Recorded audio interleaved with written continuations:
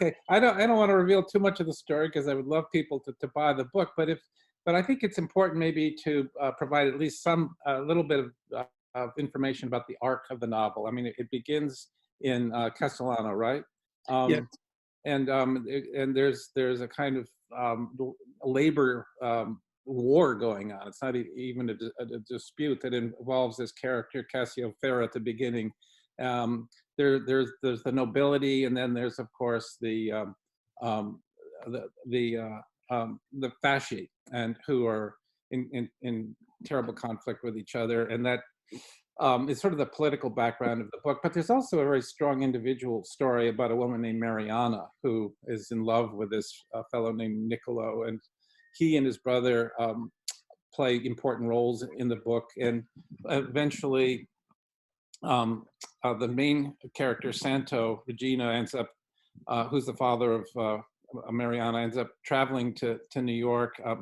I don't know how much you want to reveal at this point, but I think it's important just to talk a little bit about the arc of the story, but in both political terms, because it was so violent and intense in many ways, as well as familial and simply human. I mean, there's some, as I said a minute ago, it's a very mythopoetic book because you capture so much of the characters in a kind of mythopoet. They're larger than life, and even though they're Italian characters, I think everybody can identify with this very strong human quality in all of their undertakings. And Well, the book, the way I look at the book is it has an outer frame and an inner frame. And the outer frame is Santo's story as just sort of an ordinary but idealistic immigrant who goes to America and has these experiences and gets caught in between two major historical characters. One, Joe Petrosino, who's head of the Italian squad, who was hired to root out Black Hand gangsters. And the other is Vito Cascioferro, who is Petrosino's arch rival. Santo gets caught up with both of them.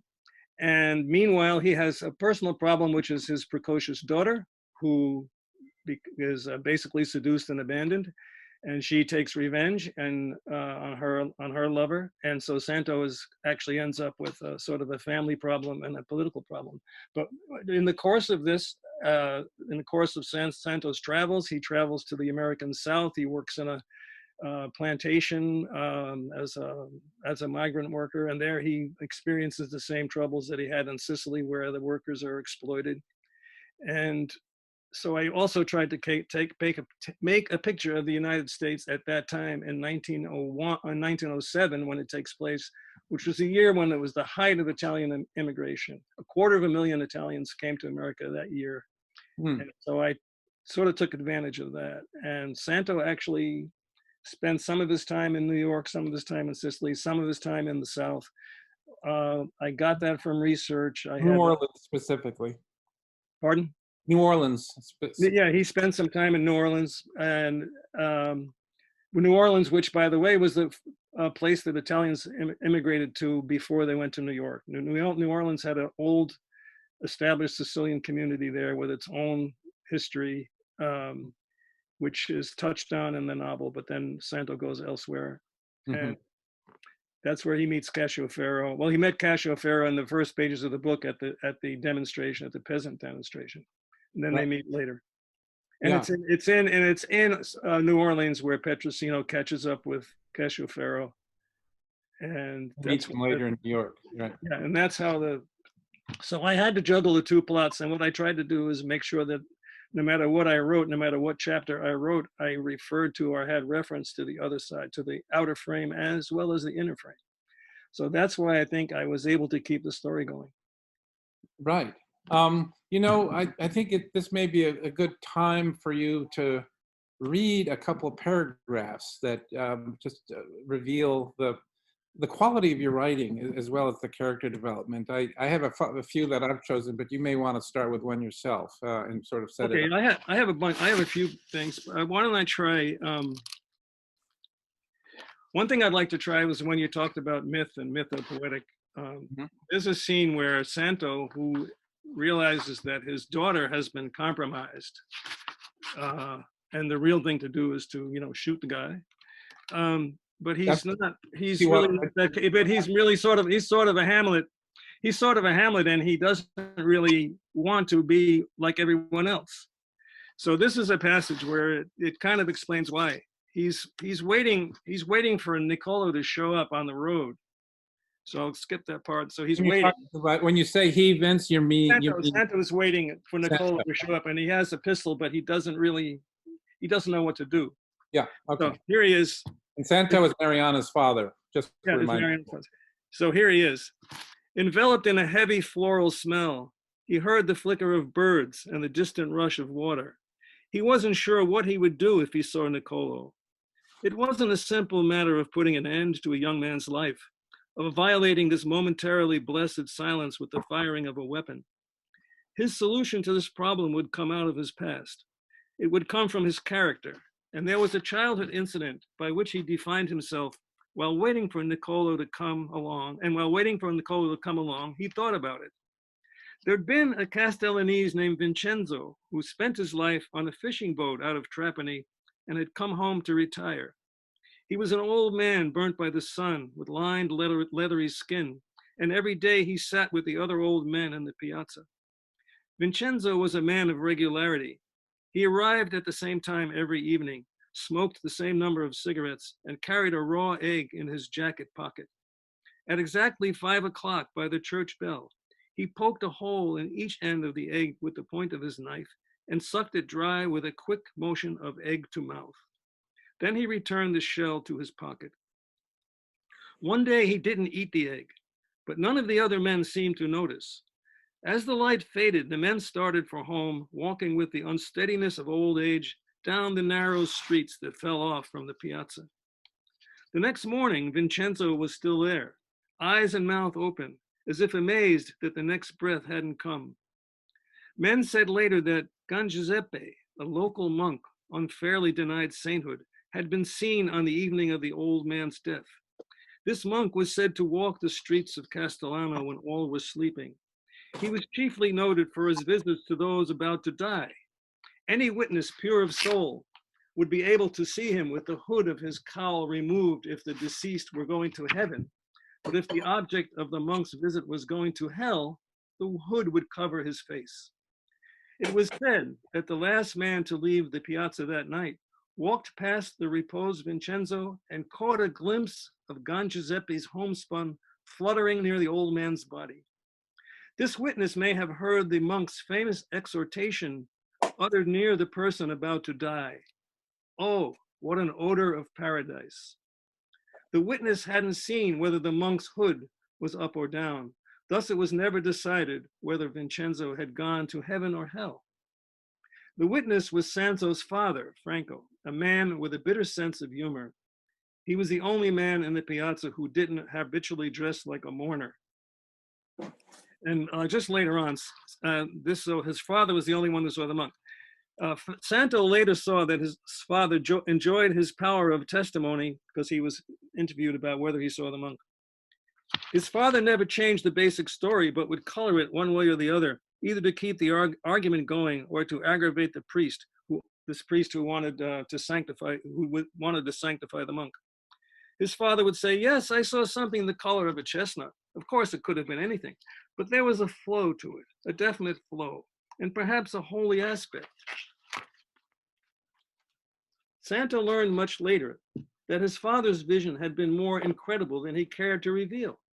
Franco had seen Gan Giuseppe, but not at the base of the statue. When he awoke from his sleep and started home, passing the sleeping fishermen, he looked into the purple hazy distance and saw the monk hovering in vaporous space, suspended just above eye level, as distinct in detail as the statue of Gan Giuseppe carried on feast day. For a split second, Franco thought it was the actual statue in defiance of gravity, since the monk's habit hung as if the statue from the nearby church had floated into the air. But then he saw that the monk's face was human, with that cadaverous texture created by the suffocating rectory. The monk floated in a vague, steamy mist, emitting a noise like a hummingbird or a giant wasp, a suspiration, as if wings were beating, and embedded in that noise, in which the monk's lips moved in rough approximation, was the prophetic utterance, "Oh, what an odor of paradise. like a voice from underwater. Yeah, That that's is one of the superstitions that I read about. Sicily is full of superstitions. yeah. They say it's a land of myth, sticks out in the middle, sticks out into the Mediterranean, had just like Italy, like a so that any number of influences come to Sicily. Yeah. So that's just magical, Vince. It's just, and it's just such beautiful writing too, I must say. It's just, it's so spare and resonant and uh, um, memorable as a incident, and as you say, a superstition that is more than superstition. It seems it's really a powerful kind of myth that guides the people's sensibility um, and view of life. So on the one hand, you have all of this very visceral stuff going on. That you know, there are killings in the book. There's this kind of desperate need to emigrate to America and all of the hardship that goes along with that on those steamships, and then you know settling in both New Orleans and New York. And yet there's this kind of mythical life that these people live that guides them. So this combination of, of survival and of kind of belief that undergirds the story in a way that carries it to the end. Were you aware of how sort of deeply you were getting into not just the history of immigration, but also the religious and kind of mythical lives of your character? Not when I started. It's only when I began reading about these things. But also, they somehow they seem natural to me. Like I say, I grew up in a house where especially my Sicilian grandma was a very superstitious person. She had all kinds of some of the remedies mentioned in the book. She didn't have, but they were very superstitious. They had this thing called the evil eye. They thought some people had the evil eye. We all know about the evil eye. Yeah. They had, and actually, if I had gone read more about the Franco scene of his father, his people began to ascribe certain powers to him because he had seen the monk, which were all false, but he played up to it. And no, I just tried. Basically, I tried to create a picture of that world, and I tried to make sure that the hard part is getting inside characters, inside, and not just describing something, but trying to make it relevant to what's happening to people. And my favorite passages are what happens when their first impressions of the United States of America. I could read that, especially Mariana or Santo when he comes to New York and what he sees. Sure. I mean, yeah, read a paragraph or two of that, because I also want to reserve time for Petrosino, which is so important. Oh, okay, yeah. I have a reading a bit about him, but okay, let me just get this. When Santo comes to New York City, after he made one trip to the United States as a migrant worker, then he came back, got in this trouble, and then he came to New York again. So what Santo, he's arriving in New York. What Santo had seen in New Orleans was a trickle. This was a deluge, not only from Italy, but from the northern European countries as well. It seemed as if one side of the earth had tipped into the other. These were weary men and women, pale, sick, proud, sitting on benches with puzzled looks on their faces, some of them crying and laughing in the arms of already settled relatives. Some had their belongings in valises, baskets, pillowcases, in bags sewn from fishnet. Here was a woman with pots and pans on a rope around her neck. There a group of Italians dancing and singing to accordion and mandolin. Santo made his way to the elevated train station at South Ferry and took the train to the Fulton Street Market, which was the fish market. From there, he planned to walk to his sister's house. The elevated train seemed to fly, but not smoothly. It was a rocking steel car screeching on steel tracks and old timbers, and the thought of the whole structure collapsing into the crowded streets below gave rise to a feeling of danger, but also discovery. This was what America would be like. He could see clear across the boat-filled harbor to bodies of land east and west. Whether mainland or islands, he couldn't tell. The land across the water was partly forested. From what he had already knew, there was room enough for people to make this flood he'd seen at Ellis Island appear as a drop. I put that one, but I have another reading, but about Mariana, which I'd also like to read about her arrival and what happens to her. Okay. Um, and this is early in the book. This is more or less. This is she arrives and lives with her aunt because she doesn't want to live with her father because her father could be in trouble because of the killing, but he was accused of. Elizabeth Street was a crowded world of vendors' carts and uncontrolled children. Everyone seemed to be yelling. Pedestrians choked the sidewalk and spilled into the street where they obstructed the traffic. Horse-drawn wagons were packed with peppers and eggplants and artichokes, giant apples and oranges, hanging goats and lambs, cages of chicken and squab, gobs of eel and squid. The food was grown on nearby truck farms or fished from the ocean beyond the great harbor. There were household items too, new and used, clothing, pots, pans, utensils, all hawked by men who seemed angry that people didn't buy their goods. Indicating the vendors, Angelina, she's the aunt, Angelina said, some are Jews, some are Italians. The Jews are more honest, but by this much only. She squeezed the tip of one thumb, showing only the end of a red-painted nail. She spoke while steering Mariana around piles of manure and discarded produce, the last picked through by foraging chickens and beggars, some of the latter pointed out by Angelina as being rich men. In the press of people, Mariana locked arms with the aunt for protection as they passed among buildings partly effaced by the brimming overflow of their contents. People on the steps fanning themselves, hanging over rooftops, standing in doorways, sitting in windows as if the last place they wanted to be was inside.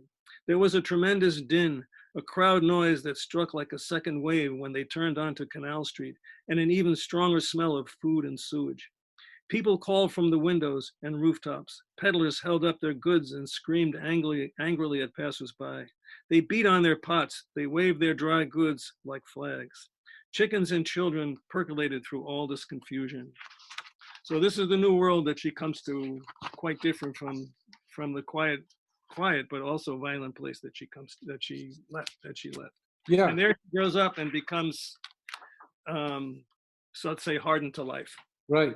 So I don't think we're revealing too much if we say that Mariana had to flee Sicily because of something that happened between her and her lover, and then her father becomes involved in this whole scenario as well because he's actually suspected of a crime that involves the lover. It's just also curious and intriguing to read about the suspicion that grows up around innocent people in the novel, but who are essentially treated as guilty before they're even convicted. And this plays into Petrosino's deal that he makes eventually with Santo about having, which involves him going back to Italy to settle the score with somebody there instead of actually going to prison on false charges. And so it really is a powerful book about how easily a person can find himself or herself, mainly himself in your novel, in just deep trouble without, it reminds me a little bit of Kafka in a way, Yeah, you can be, it's a funny, people have an impression of you that's not really what you are, but that's what can take over. Yeah. But Petrosino does eventually catch up with Santo, and he invites him. I don't know if you want to read anymore. He invites him to his apartment and kind of brags about. No, so I think that's near the end, and I think it would be again worth reading because it really captures that conflict I was just talking about, and not just conflict, but that conundrum that people would found themselves in this. In their constant transit back and forth between Italy and America, and the suspicions that would grow up around them, and that would often just end up in deadly ways. And it's in that way, in that respect, it's a scary book. It's a very scary book. Well, I could start with a dinner where Petrosino invites Santo to dinner, where he knows that Santo has supposedly killed another man in Sicily, so he thinks he has the Yeah. edge over him. But As this is well the, as in Louisiana. yeah. Yeah. So anyway, they're at this meal, and this Before, is a picture of before Petrosino. you before you read this, Vince, we should just mention that Petrosino was a real character. Oh, he's a real character. He's a real character, and actually, DiCaprio is making a movie about him right now. Supposedly, yes. Supposedly, yes. And you're going to DiCaprio. But anyway, this is a picture of Petrosino. He started out actually working for the sanitation department. Then he became a detective, and he became the Italian expert. And then he developed what was called the Italian Squad, which is a group of detectives who spoke all the Southern Italian dialects. I mean, he was a good and evil person. He did quite a bit of good for Italians, Italians were mostly the victims of the Black Hand.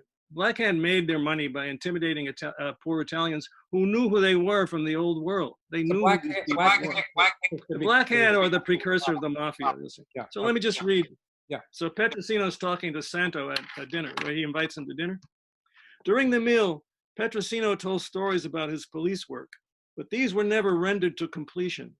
Either the arrival of something else to eat or a similarity between one story and the next would cause him to jump from one adventure to the other. Petrosino looked at Santo intently when he switched narratives, as if testing the younger man's memory. According to him, Italian criminals had created the expressions Black Hand, Mafia, and Camorra. These were terms of convenience with no palpable function except to frighten victims. You won't believe how ruthless these men have been, he said, enumerating how he had personally solved many crimes committed by individuals and gang members. Some of these successes took place before the famous Italian Squad existed, when Petrosino worked alone, often ridiculed as the quote-unquote Italian expert. Petrosino showed Santo a scrapbook of photographs and newspaper clippings. This was a record of his police career, from patrolman to detective. Banner headlines and photo collages told of his victories. For example, how he'd imported Enrico Big Henry Alfano, a leader of the Neapolitan Camorra, deported him. Petrosino had arranged for reporters to be on hand when he made the arrest. Elaborating on each story, stressing how the newspapers were inaccurate and never willing to give him his due, Petrosino described his capture of the insurance gang, a group that sold life insurance to fellow Italians with one stipulation. In exchange for their low rates, one of the gang was always named as beneficiary. When this was done, they would murder the insured and collect the money. There were numerous individuals arrested and deported, thieves, extortionists, murderers, men whose victims were almost always Italians. Petrosino stressed that he solved these crimes because he was a student of Southern Italian psychology. The detective wasn't modest about his achievements. He'd been promoted from patrolman to detective by Theodore Roosevelt, now president, but then police commissioner. How many Italians do you know who can use the telephone to speak to the president of the United States? This subject led him to discuss anarchism among Italian immigrants. Most of the anarchists were in Paterson, New Jersey, a community the detective claimed to have penetrated by disguising himself as a peddler. He told Santo how he'd warned both Presidents McKinley and Roosevelt of anarchist plots to assassinate them. But McKinley didn't listen. Why? Because he underestimated my ability. McKinley was assassinated, as you know. Anyway, just quickly, I'll want to just say one thing why read one part, which I really love, which is why Petrosino is getting Santo to help him. The detective held out his palms as if no human being could offer more. He's making Santo an offer. Let me express myself in another way, he said. Any number of men are willing and perhaps able to do the job I ask of you. But if I were to dream of the ideal man, it would be you. And here is why. Among the 250,000 Italians being dumped into the city by their government every year, there are too many for a man like myself to help. All these men have the Italian mentality. They live life with two schemes. The first lies on the surface. It is the man's public plan for living, that he will work a certain job, live in a certain place, behave in a certain way. But there is a second scheme, the private one, a man's insurance against the blows of life. These are the little thieveries, the uses of influence, the lies, the measure of dishonesty by which he greases the wheels. It isn't so difficult to discover this part of any man. I believe you are a man without the second scheme. You go through life believing other men will pay homage to your quality, that you don't need to lower yourself to immorality. This is why you went to the butcher shop that had prior. You thought to intimidate Carmela with the force of truth, and in fact, you did. Okay, I'll quit there. But this is why Petrosino. This is actually my my take on Santo as a character. Yeah. This is why back there when he said he didn't want to kill Niccolo, he feels that he's too special to do what other people would do, and that somehow he will find a way to do things that don't offend him so much, because he doesn't have that second scheme. Okay, we just said Nicola was Mariana's boyfriend. We won't say what happened to him at all. But also, I just want to make sure we're going to save some time at 5:40 for question and answers. But this interface between familial and like personal life in the novel throughout, between Santo and Mariana. Of course, he doesn't have a wife; he's a widower. Franco, his son, as well, and you know, and their social and political life. As if the two are, you know, they are inextricably connected.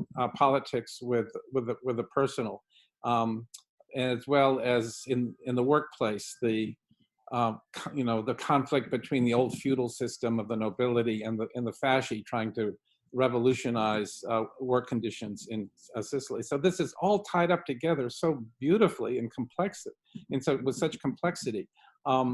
I think your passage you just read betrays that.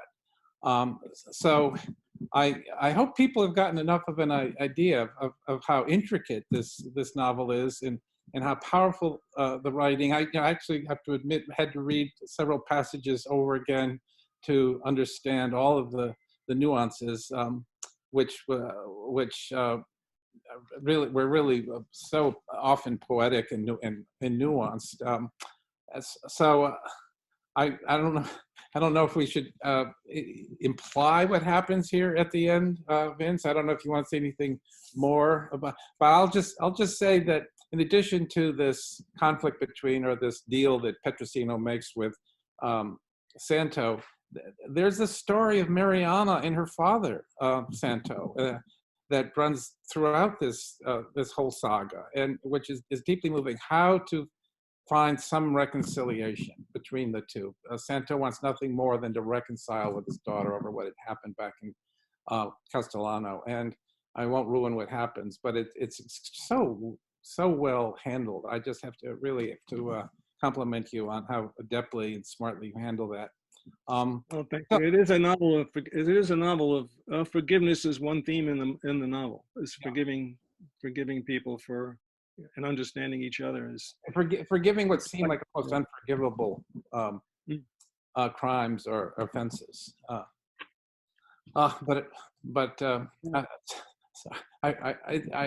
And forgiveness is almost, I should say, too simple a resolution in some of the cases, or the main case between father and daughter. Let's turn to some of these questions. People have been writing in here, Vince. Would you like to hear some people's? Oh, yes. Okay. Here's a question from, I think, someone you know, named Arthur Vogelsong. Vincent, Arthur here. Which modern writer do you wish you had known and personally, known well personally, and been friends with, and why? Well, that's a hard question. There were so many modern writers that I really admire, and whose books I took inspiration from. Off the top of my head, I think I would like to know Thomas Berger, who wrote a book called Little Big Man, which was a kind of one of those novels that does have the kind of historical sweep that I really admire. It's, if you remember the plot of Little Big Man, it's about a little boy who gets kidnapped by the Cheyenne Indians, and then ends up in the battle of and ends up in the Battle of the Little Bighorn. So it uses General Custer as one of the main characters in the book, and it's just, I love the book because of its use of history, and it actually is there's a Huck Finn voice to the book that you feel like you're really reading an American novel, and you are. But I love the book. Actually, when I first read it, It was a long time ago. I read it to the end, and I could not believe how I couldn't figure out how he did it. Hmm. And so I read the book again. I read the book twice. And then I finally looked around and I saw in a library a history of the Cheyenne Indians. And there it was. He'd used all the Hmm. names, he had all the history. Yeah, right up your That alley. was it. I love that book and I love the writing. I should say to the I love point the use of history. you made a pilgrimage to Little Bighorn. What? I should say so much so that you made a pilgrimage to Little Oh Bighorn. yes, I did go to the Little Bighorn. I did go to see the scene of the battle. I know. I Yeah, couldn't I resist. always wondered why you did that. Uh, so here's another one from Kathy Curto. Did you ever hit a dry spell in terms of productivity, creativity while writing this particular book? If so, can you talk about that and speak to whether the characters helped you out of it? I think that can happen if we're open to it. Yes, I know about the evil eye too. Well, this book sat around for years. I mean, I wrote a little bit and I worked on it, then I set it aside. I tried to get an agent. I got discouraged. I put it aside again.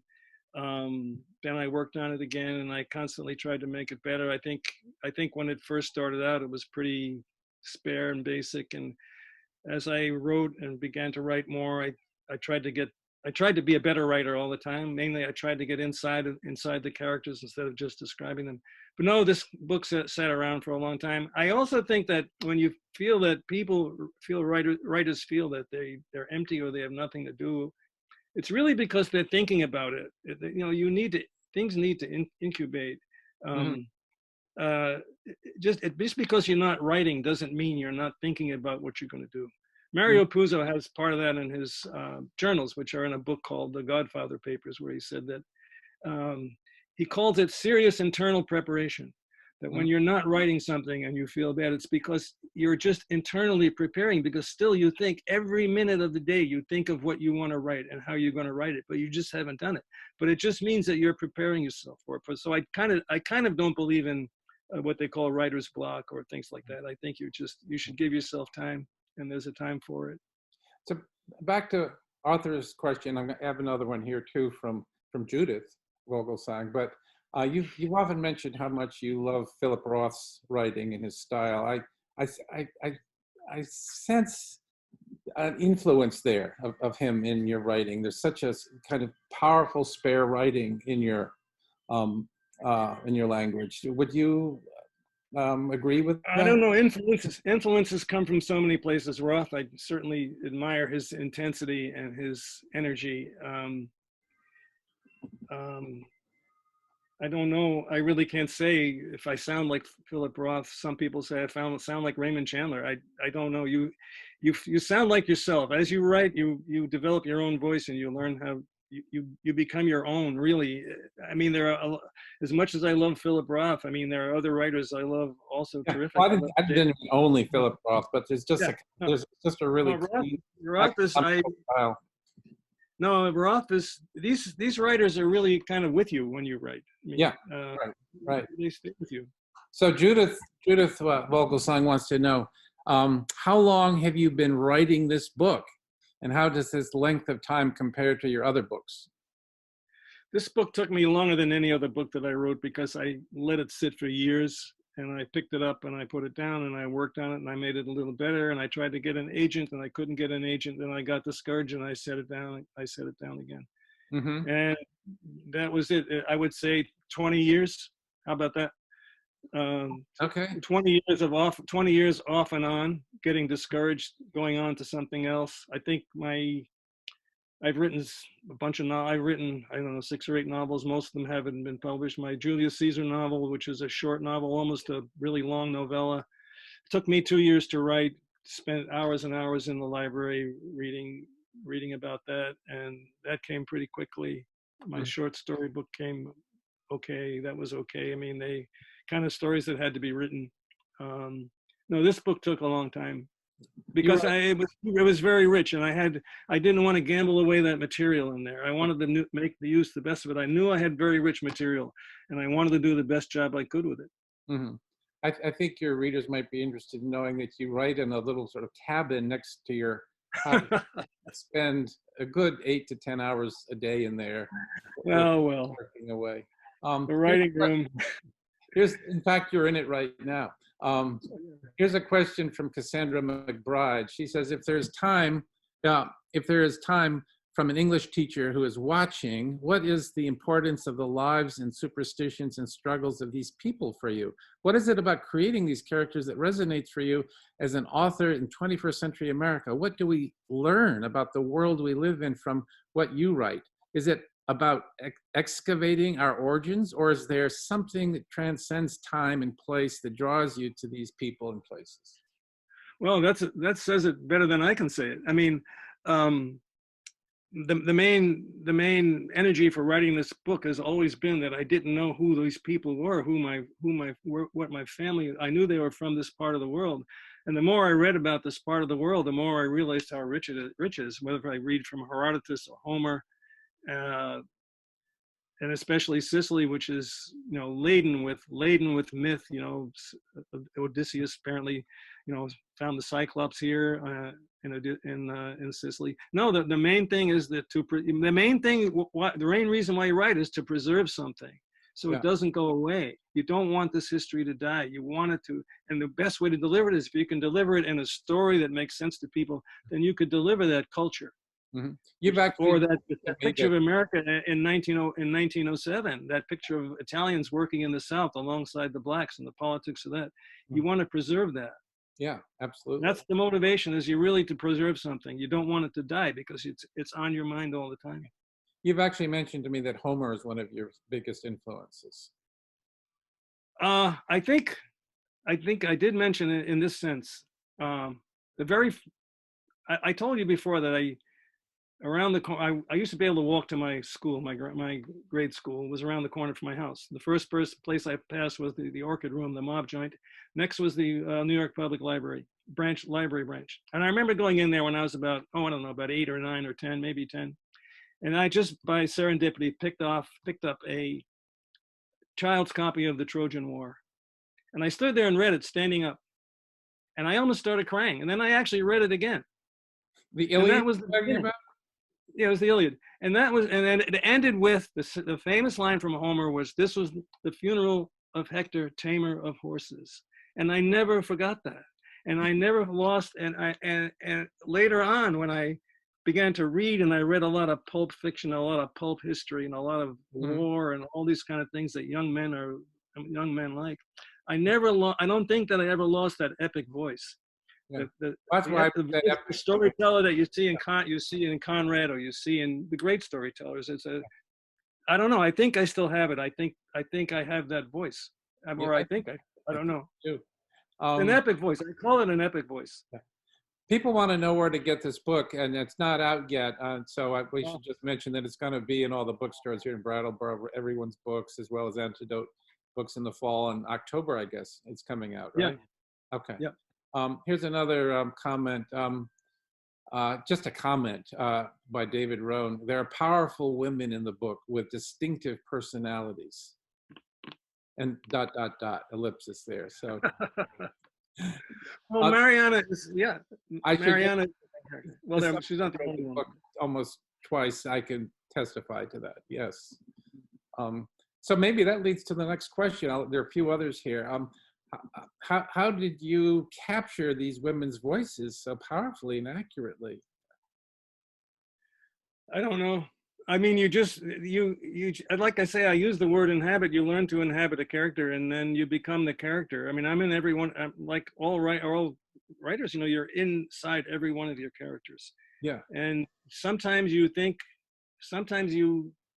sort of channel people but not really and truly. You might channel their faces. You might channel these women so accurately, from Vicenza to Mariana to Angelino. I mean, no one would question their feminine voice. Well, I don't know. They start out. Characters often start out as stereotypes, and then if you do a good job, they kind of transcend that. So you could reduce every one of the characters in this book probably to a stereotype.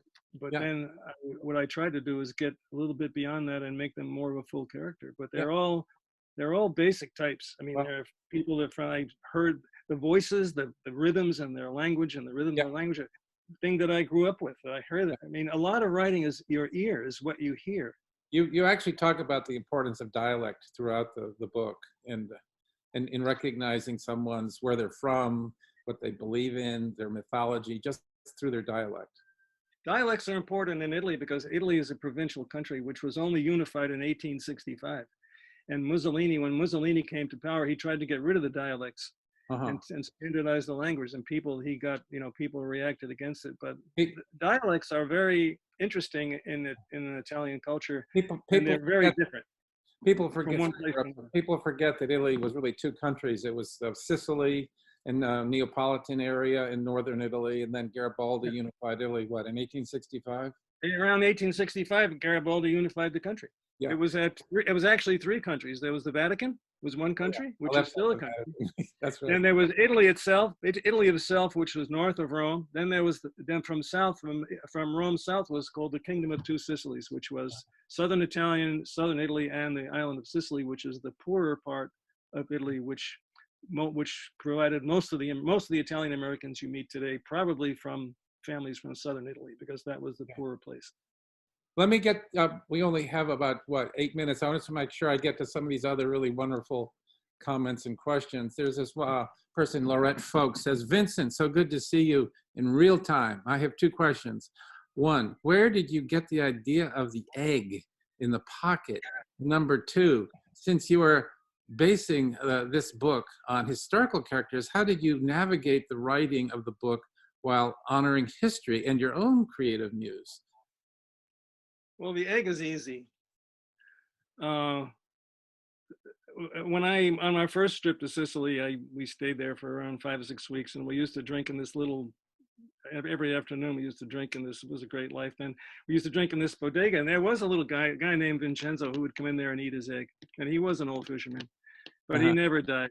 So I just got that, and I just linked that up to the story of the flying monk, Okay. Yeah, and it great. just Flying kind monkeys. of came together. Yeah, But I used to watch this guy Vincenzo. He was an old fisherman. He used to come to this place. It was like a long tunnel-like place where you could drink wine and eat such a fruit. great detail. Yeah. And Here's he used to have an egg in his pocket, and he had a knife. He would take the knife out and poke a hole in each end, and then suck the egg great. and put No, it the was a raw put the egg. egg, It was a raw raw. egg, yeah, Okay. and put the eggshell back in his pocket. Did it every day. So What's the rest of the part? I don't know how I did it. I think Laurette. I think I did it by writing short chapters and making sure that the chapters relate.